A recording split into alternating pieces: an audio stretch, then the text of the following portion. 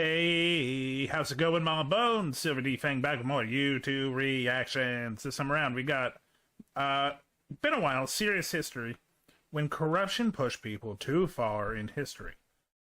He talks about two cases in particular about people being pushed past their point when corruption is just too much.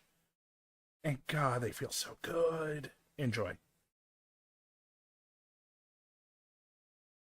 When corruption pushed people too far in history, serious history.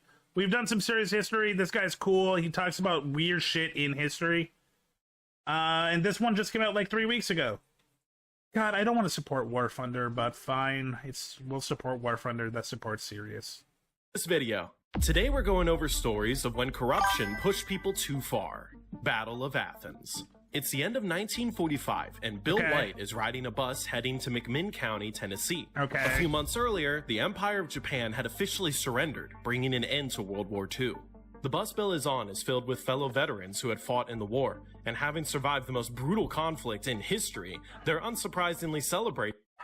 So, World War II is, I believe by numbers, it was the biggest, but historians differ if it was the bloodiest and the most gruesome, because World War I was all trench warfare, and that stuff was disgustingly tragic. And then, like, there's some other gnarly wars. Making it home alive. Bill himself was a veteran of the Battle of Tarawa and Guadalcanal, two of the bloodiest conflicts in the Pacific Theater. And like everyone else on the bus, he was excited to finally be back on American soil. Soon the soldiers see a familiar sign up ahead and begin to cheer. Boobies! Welcome to Athens, the friendly city. The men were finally... Look, 1940s soldiers have been away from town. You cannot be surprised if all of those guys, it's like, yeah, boobies! Home. But as their bus pulled into the station, these veterans did not receive the warm welcome they were expecting. The doors open, and immediately armed deputies storm onto the bus and begin harassing the soldiers. Bill watches as some of his fellow GIs are stripped of the cash they have on them, cuffed, and arrested for... So, I didn't do this online, but I think I know what this is about. So, fun fact, there were communities in Tennessee that was so corrupt that for decades it was kind of gangster warfare, and the gangsters were the cops, the lawyers, and the politicians. And the people that stood up to them were the World War II GIs. I think this is the story. Intoxication. The Athens that these brave men had left years ago was gone, and in its place was a living hell. See, a decade earlier in 1936, while many of these returning vets were still children, a wealthy and well-connected man named Paul Cantrell... This is the story. Fun fact, in Tennessee, this motherfucker pretty much ran it like a mafia organization. He bought the lawyers, he bought the cops, everything was his, and pretty much like everyone inside inside the areas of Tennessee that he ruled, because he was governor at one point, pretty much was just a dictatorship by him. It was mafia warfare. Had got himself elected as sheriff of the town. His main campaign... You'll be okay, Blaze. ...promise was to get rid of a pretty dumb law called the fee system, which allowed him and his deputies to get paid a fee for every arrest they made. Most people in the town agreed that this system would be easy to exploit if someone corrupt ever became sheriff, so they voted Cantrell in by a very slim margin to fulfill his campaign promise. Well, as soon as he was in, Cantrell did two things. One, he began rigging every future election to ensure he would always win, and two, he reneges on his campaign promise to get rid of the fee system, and instead began to arrest as many citizens as he could to exploit it. He would log up to 115 arrests in a single weekend, and in the span of 10 years, the sheriff's department collected over $300,000 in... Remember, this is in the 40s. 300,000 is like a cool, like, 2 million. Fees. That's about $5 million in today's money. Oh, I lowballed it. My bad. It's even worse. And all of it went straight into the pockets of Cantrell and his henchmen. Eventually, Cantrell goes on to become a state senator in 1942, but he puts people in place to ensure his political machine can continue to run Athens. You know, the mafia. When the war breaks out, McMinn County sends about 10% of its population to fight in the war, and while the young men were away fighting overseas, the Cantrell machine tightened its grip on the town. By 1946, they had complete control of the government, elections, and the local media.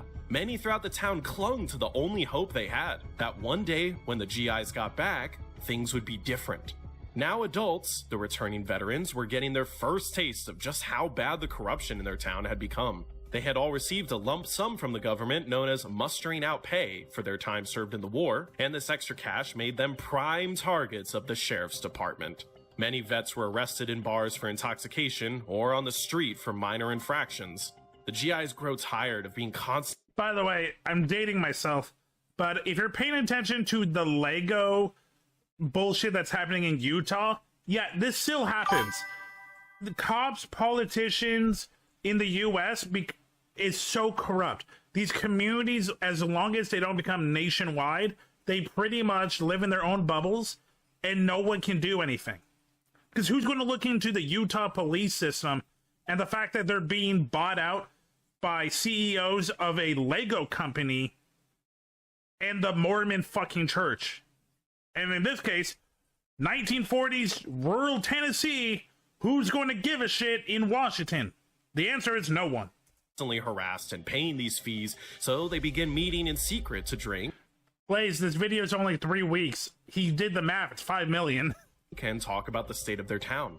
In these meetings, they decide that this corrupt political machine needs to be broken, and so they come up with an idea. They create a nonpartisan party called the GI ticket and run 3 Republicans and 2 Democrat servicemen in various races with the goal to get Cantrell's men out of office and end his control of the town. It's smart. Excited with their new mission, the veterans take to the streets to campaign. They drive around with loudspeakers and go door knocking to hand out flyers. They promise the people of Athens that despite all the previous elections, this time their votes will be counted as cast. Filled with hope that the political machine that ruined their town would finally be stopped, the townspeople come out in droves to support the GIs. But word gets to Cantrell, and not wanting to give up the racket he had run for over a decade, he decides to come back to Athens and run for sheriff again against a veteran named Knox Henry. Calls are made, and the local deputies increase their harassment of the GIs. Threatening phone calls are made in the middle of the night, and other veterans are assaulted on the streets while putting up their campaign posters. It's fucking insane. Literally, these cops, air quote, are beating up World War II veterans when the war just ended, like, not even a year ago. Troubled by this, Bill White asks his fellow GIs at their weekly meeting, "Do you think they're gonna let you win this election? Those people been taking these elections for years with a bunch of armed thugs. If you never got the guts enough to stand up and fight fire with fire, you ain't gonna win." His fellow veterans disagreed. They had promised the people of Athens a free and fair election, and they all believed that it was going to happen. Again, this is the lie of the American politician system, and it's going on today. You can't have a fair election if one side is already cheating. You can't be the hero if the villain is already announced. You have to play fire with fire. You can be a good person after you defeat the Hydra, but first you gotta defeat the Hydra by mutilating one of their heads and corrosively burning the necks. But Bill feared the worst, and soon all of his fears would come true. In the week leading up to the election, the town sheriff, Pat Mansfield, who had deep ties to Cantrell, deputized his 200 new agents. Many were ex-convicts and criminals themselves, and nearly all of them were from out of state. Regardless, the veterans remained undeterred and continued to go out into the community, promising the people that their votes will be counted as cast, and helping many citizens pay the poll tax required to vote. Finally, election day arrives on August 1st, 1946, and Mansfield and Cantrell send their 200 armed deputies out to the 4 polling stations in town. It did not take long for the trouble to begin, as the first veteran poll watcher is arrested at 9:30 a.m. At 3 p.m., a black man named Tom Gillespie enters his polling location and is stopped by a deputy named Windy Wise, who hurls a racial slur at him and tells him that he can't vote here. Gillespie insists on his rights as a citizen, but before he can finish, Windy Wise beats him to the ground with brass knuckles. In a panic, Gillespie drops his ballot and tries to run for the door, but Wise, wanting to send a message, draws his pistol and shoots him in the back. Wow, the criminal that you hired as a deputy caused manslaughter. Wow, I'm so shocked. In other polling locations, GIs are shocked I thought it was poetic place. as they watch minors vote unquestioned, and when they step in to challenge these ballots, they are beaten and arrested by Mansfield's deputies. The day ends, and the veterans watch as Cantrell's men begin to take ballot boxes to the county jail to be counted in private. They realize that they had all been made liars and fools. Defeated, many of the GIs go home while a handful of others return to their campaign headquarters. There, Bill White watches as the small group of dejected veterans slump silently in their chairs. And You're jumping the story, Blaze. Give it another 5 minutes. You'll see what happens. this pisses him off. He stands and shouts, "You call yourself GIs? You go over there and fight for 3 and 4 years. You come back and you let a bunch of draft dodgers who stayed here where it was safe and you are making it safe for them push you around? If you people don't stop this, and now is the time and place, you people wouldn't make a pimple on a fighting GI's ass. Get your guns." The soldiers look up at Bill and realize he had been right all along. They rush out into the night and find their fellow veterans and tell Here's where the cops kind of forgot. They're pissing off the trained soldiers that just won against the Japanese, and they are petty criminals and people that literally try to avoid the war. Did they think that they could handle the U.S. military? And the answer is yes, because they were arrogant. Tell them to get their guns and meet back at headquarters. The night was not done yet, and within an hour, every veteran in town had returned, Welcome in, armed and buddy. ready to fight. How's your day They head going? to the National Guard Armory and convince the man on guard to let them borrow the weapons stored there. Refreshing. 70 Thanks, additional Shy rifles and 96. 2 Thompson submachine guns are soon loaded onto a Oh yeah, also this is the South. Guns are easy to find even back then. truck, and together the GIs head to the county jail where Cantrell and his men were secretly counting the ballots. They arrive at the jail at 9 p.m. to find it barricaded Shy and guarded 96. by 55 deputies. Bill splits his group in two, and with military precision, the veterans take their positions around the building. The GIs shout for Cantrell to bring out the ballot boxes, a request that he defiantly refuses. With Election Day coming to an end, and with no other option, Bill White draws his pistol and fires the first shot. Immediately, his men follow his lead, and the jail is pelted with rounds from every veteran in the town. The submachine guns open fire, tearing holes into the walls of the building, and many of the deputies run inside for cover.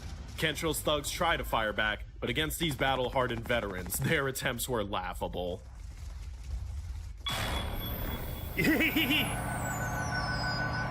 Yay, Rick and Morty tank! Booyah! How do you like them apples? Did someone A actually real have beauty, a tank? ain't she? Anybody here ever Oh, this is the War Thunder ad. seen something like this before? I have. Me too, Normandy. But available now for free via in War Thunder. You can take command of over 25 cars of the 1920s to the fighter jets and main battle tank. Fast-paced ultimate challenge. I know Realistic it said mode, the I perfect would, middle ground. but I Strikes a balance really between don't like intensity War and Thunder. authenticity. However you want to play, you'll find it here. And because of the way the game is built, running on the in-house developed Dagger engine, you can enjoy a lot of features like engine available on iOS and Android, allowing Look, I'm glad that Serious History got paid, but I really don't like War Thunder. you to take the battlefield to wherever you go. The mobile version features intuitive controls, impressive graphics, and the familiar massive Honestly, nothing. I just don't like them. multiplayer warfare in dynamic They feel like the new Raid Shadows Legends, where they're just everywhere. ground and sea battles with air support. You can play War Thunder for free on PC, PlayStation, Xbox, or mobile devices now by using my links in the pinned comment or video description. New and returning players on PC and consoles that haven't played in the last 6 months will also receive a massive bonus pack that includes multiple premium vehicles. The exclusive vehicle decorator, Eagle of Valor. So be quick. jump into the breathtaking experience that is War Thunder. No game better suited for fans of military history. Alright, I think it's time to hit the dusty trail. Hey, good luck stamping out the corruption in your town and stuff.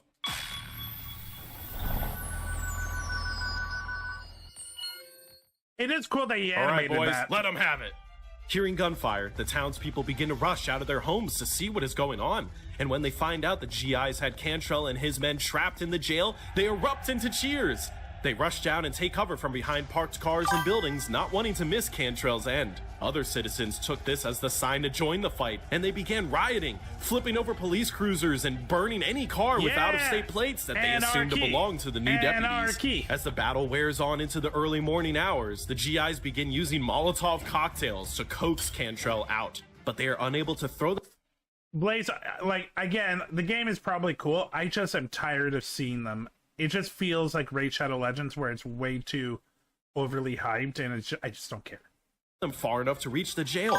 At 2 a.m., an ambulance arrives at the scene, and the GIs assume that they are there to treat the injured inside the building. They hold their fire and watch two shadowy figures jump into the back of the ambulance before it speeds away. It was only later discovered that these two men were Cantrell and Mansfield, who used the ambulance to run from the vets. Because they're Once cowards. the ambulance was gone, the veterans began taping sticks of dynamite together and throwing them at the jail like grenades. The first attempt lands on the car of one of the deputies, and it is blasted high into the night sky. Ooh. The crowd goes wild as the veterans shit. launch 3 more bundles of TNT into the air. One lands on the roof of the jail, blowing a hole into it. Another blasts a hole in the jail wall, and the final bundle lands on Sheriff Mansfield's car and blows it to bits, causing the crowd to go even crazier. By 3:30 a.m., the remaining deputies trapped in the jail had been blasted into submission, and they surrendered to Bill White and his men. The veterans lowered their weapons and stepped forward to accept the surrender. But the townspeople, who had endured a decade under Cantrell's thumb, were not satisfied. They wanted their own justice, and they rushed into the jail, throwing off the GIs who tried to restrain them. Windy Wise, the racist deputy that shot Tom Gillespie in the back, was found, and he became the favorite target of the mob, who beat him unconscious. I'm surprised he didn't die, I'll be honest. The veterans entered the jail and found rigged ballots that would have delivered Cantrell a landslide win. When they recounted the actual votes, every single GI ticket candidate had won their race. I'm Dolph. As the dawn breaks, the town of Athens is overcome with the collective euphoria that they had not felt in over a decade. Cantrell's machine was gone.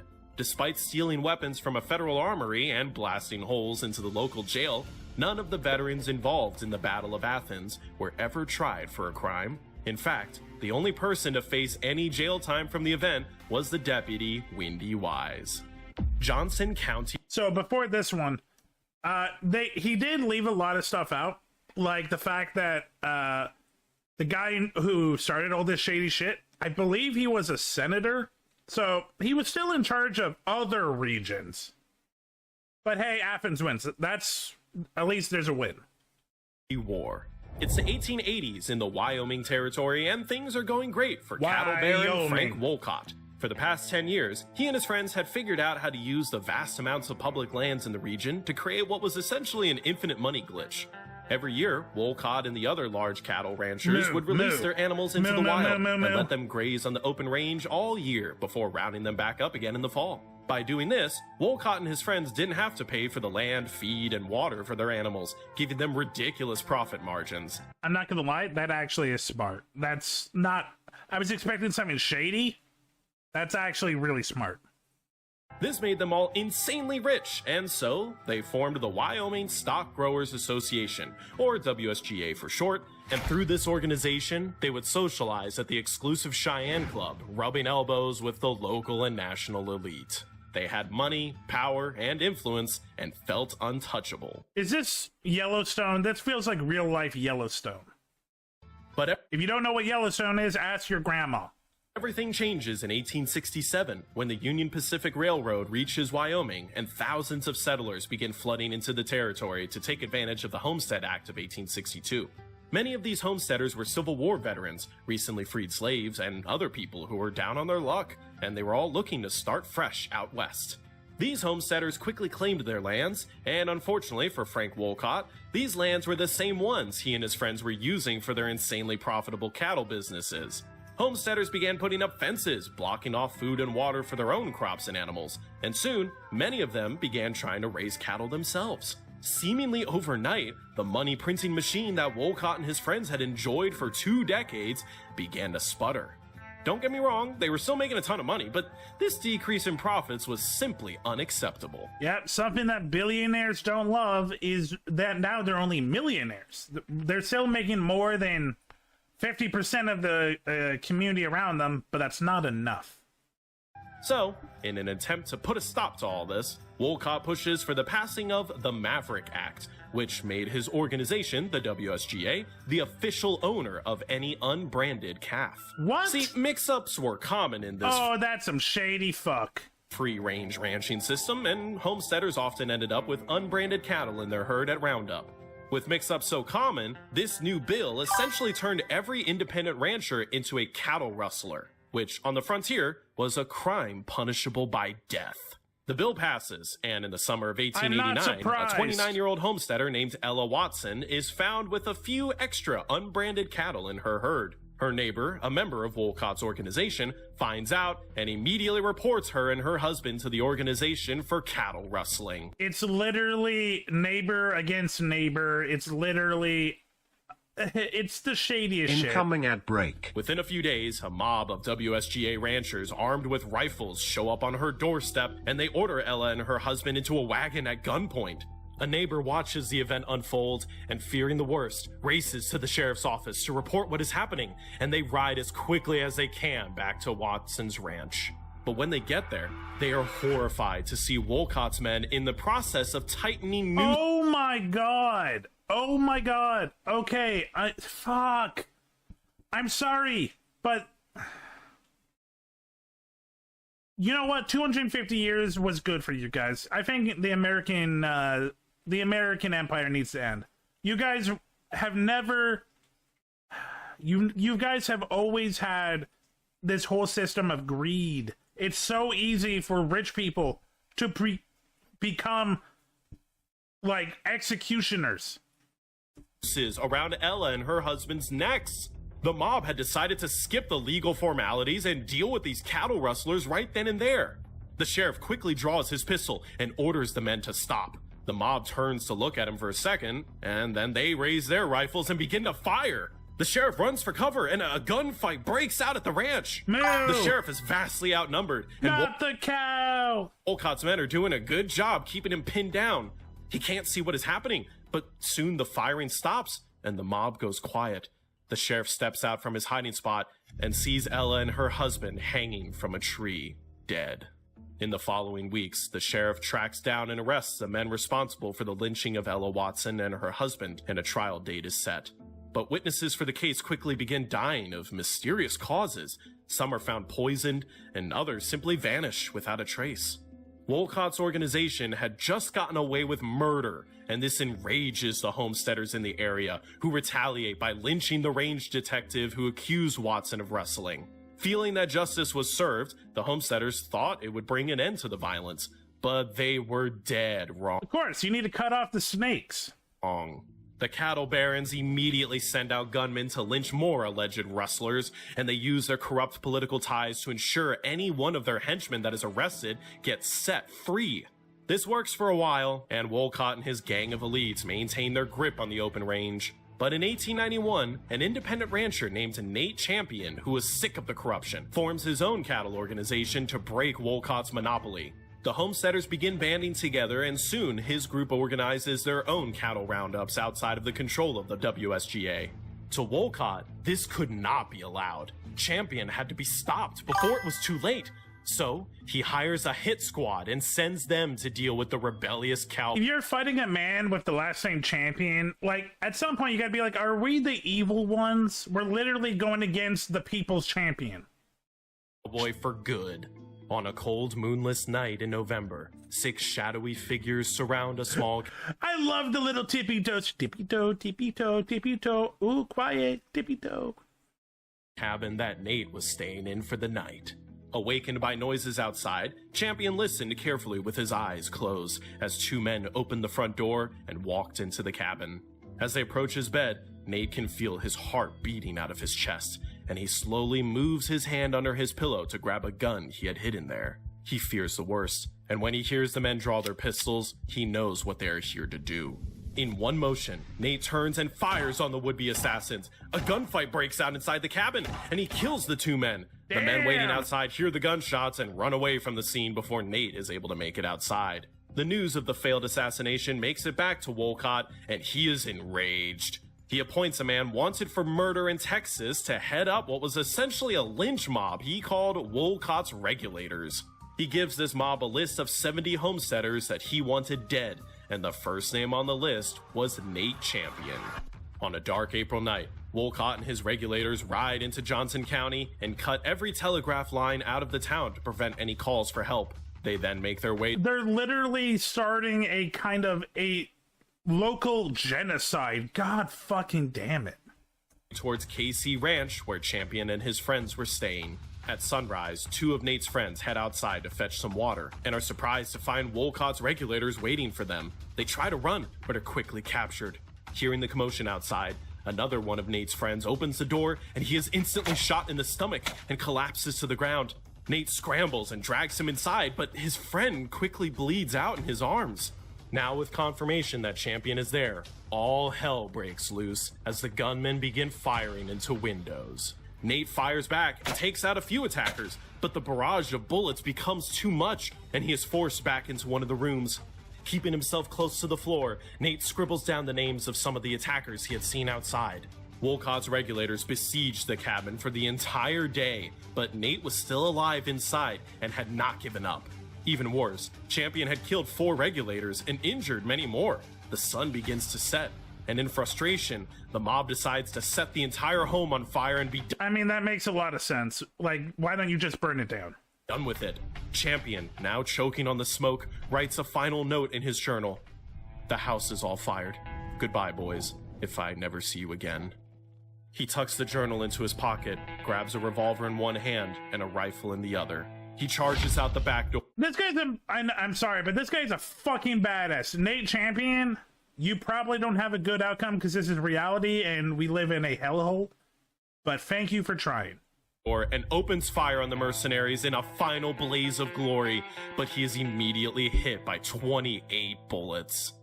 The next morning, neighbors discover Nate's body with a note pinned to his chest. Cattle thieves beware. Wolcott's wish had finally come true.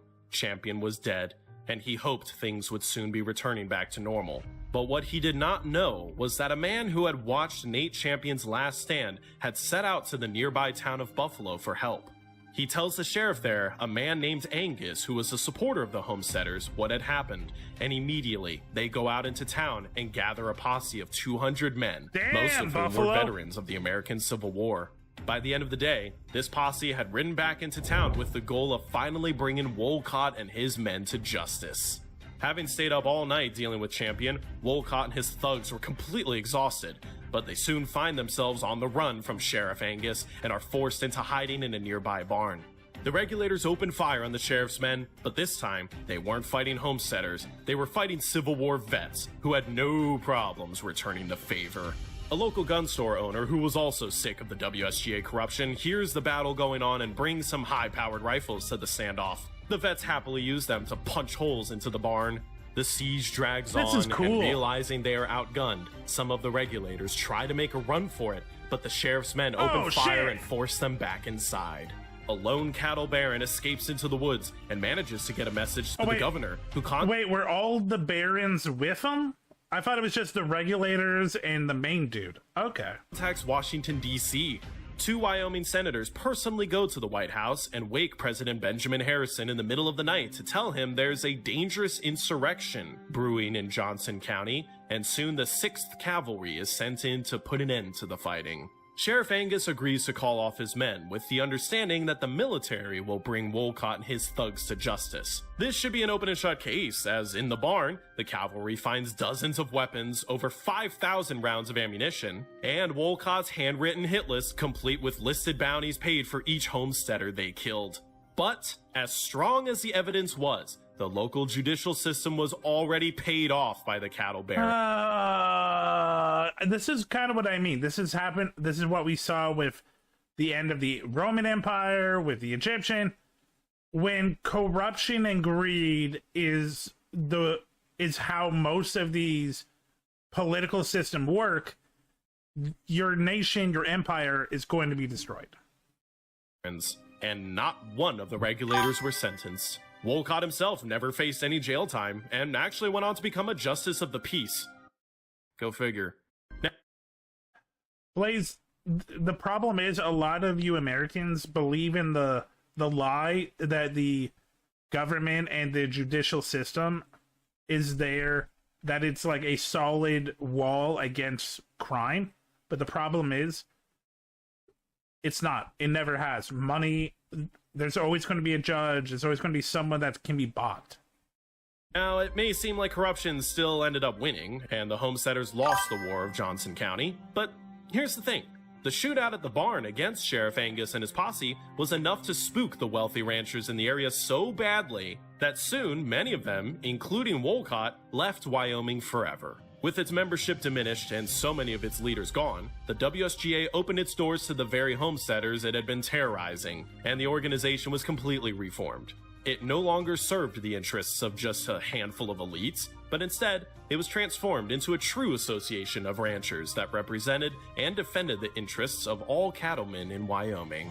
Thanks again to War Thunder for helping us make this. I mean, okay, that's kind of a nice ending, but it only depends on the rich people being too scared and they leaving. Video. Don't forget to play for free on PC. This was a great video. I'm glad that there were people that stood up, but like what this really shows me is how easy it is to manipulate the US legal system, and how easy it's been since the beginning. I know we just saw the 1800s and 1900s, but like this probably cases from the 1700s as well. When a country is set up because they feel like they should not be under someone's foot, and that's it. There's a lot of greed, especially when Washington, Jefferson, it's like some of your founding fathers. They weren't good people. Washington, one of the big reasons George Washington was a big part of the revolution is because he didn't get a promotion in the English army. If he got that promotion, he would be 100% British. It's all petty. And then Jefferson was just a land-owning slave motherfucker. I'm like, yeah, no, not good people. This was a good video. Thanks for checking out this video. Check me out on Twitch, SilverDFanng, 2 N's in Fang. Check me out on Twitter and Blue Sky under the same name. Also TikTok. Have a great night.